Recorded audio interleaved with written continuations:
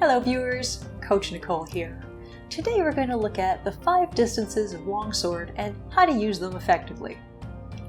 Please note that all distances are assumed to be made with a step into measure in order for your blow to be effective. Now the first distance we will look at is out of range. Your sword may cross your opponents, but you cannot hit them.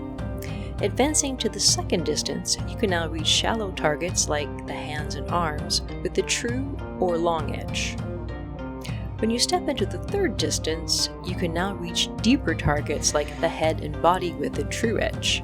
You can also reach shallow targets with your false edge. Stepping into the fourth distance, you can now reach deeper targets with your false or short edge. Finally, when you advance to the fifth distance, you are in range for a pommel strike and grappling. Finding the optimal range from which to throw an attack can make the difference between its success or failure. Practicing from the correct distance can improve your sparring measurably.